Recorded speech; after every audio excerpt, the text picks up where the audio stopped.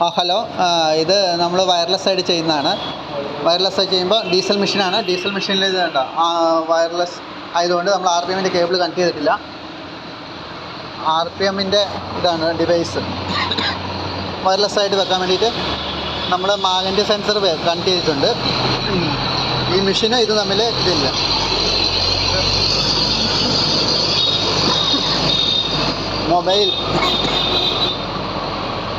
Mobile application എടുത്തിട്ട് new test എന്നുള്ളതെടുത്ത് ഇവിടെ ഏതാണ് സെൻസർ എന്നുള്ളത് കൊടുക്കും.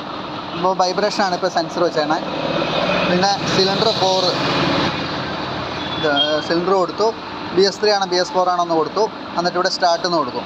അപ്പോൾ നമ്മൾ വെച്ചേണ സ്ഥലം കറക്റ്റ് RPM പൊസിഷനിലാണെങ്കിൽ ഇവിടെ RPM എഴുതി കാണിക്കും. RPM ഇത് കണ്ടോ കാണിക്കുന്നത്. അപ്പോൾ ഇത് RPM റീഡ് ആവാൻ തുടങ്ങി. ഇവിടെ സ്റ്റാർട്ട് എന്ന് വന്നു. ഇതിന് ശേഷം നമ്മൾ വണ്ടി ആക്സിലറേഷൻ ചെയ്യാം.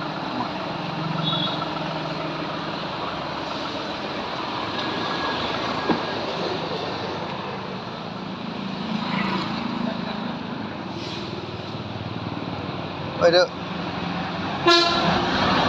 ആക്സിലേറ്റ് ചെയ്തോ, സ്ലോലി ആക്സിലേറ്റ് ചെയ്തോ. 2000-2500 പോകുന്നു.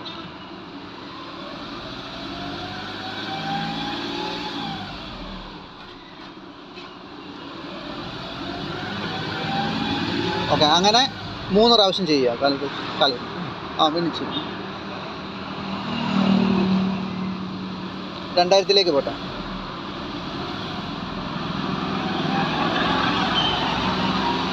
കാലെടുക്കാം. അങ്ങനെ ഇവിടെ കണ്ട നമ്പർ മാറിക്കൊണ്ടിരിക്കും. 1, 2, 3. അതിന് ഒരെണ്ണം കൂടി ചെയ്യാം.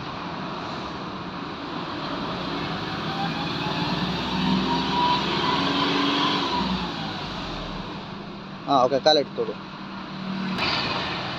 ഇപ്പോൾ കണ്ട നമ്മൾ ചെയ്തിട്ട് ഇപ്പോൾ നമുക്ക് ആവറേജ് കിട്ടിയത് കണ്ട 1826 ഇപ്പോൾ ഈ ആവറേജിലേക്ക് എത്തിക്കണം ഇനി. അപ്പോൾ നമ്മൾ കാറായതുകൊണ്ട് പമ്പ് ചെയ്ത് അതിലേക്ക് എത്തിച്ചോ. അപ്പോൾ മിനിമം RPM കൂടി ഇതിലേക്ക് ഏകദേശം എത്തും. എത്തിക്കഴിയുമ്പോൾ ഒരു 2 സെക്കൻഡ് ഹോൾഡ് ചെയ്യുക. ഈ ഐഡിയൽ എന്ന് പറയുമ്പോൾ കാലെടുക്കുക. വീണ്ടും അത് തിരിച്ച് റീഡിങ് വന്നു. വീണ്ടും അത് തിരിച്ച് ആദ്യത്തെ ലെവലിലേക്ക് പോകും. കണ്ടോ, വീണ്ടും 600 പോയി കണ്ടോ. അപ്പോൾ വീണ്ടും ചെയ്യാം. ഐഡിയ കൊടുത്തോ.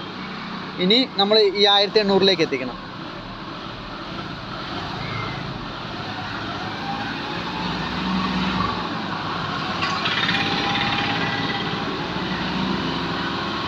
ഓക്കെ, ഇവിടെ ഐഡിയയിൽ നിന്ന് വന്നപ്പോൾ കാലെടുക്കുക.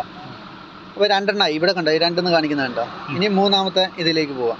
റീഡിങ്ങും വന്നു. ആദ്യത്തെ 3 എണ്ണം കാട്ടുമ്പോൾ നമ്മൾ മാക്സിമം കുറച്ച് ആക്സിലറേഷൻ കൊടുക്കുക അല്ലേ? അപ്പോൾ വണ്ടി അനുസരിച്ച് ഒരെണ്ണം കൂടി ചെയ്തോ.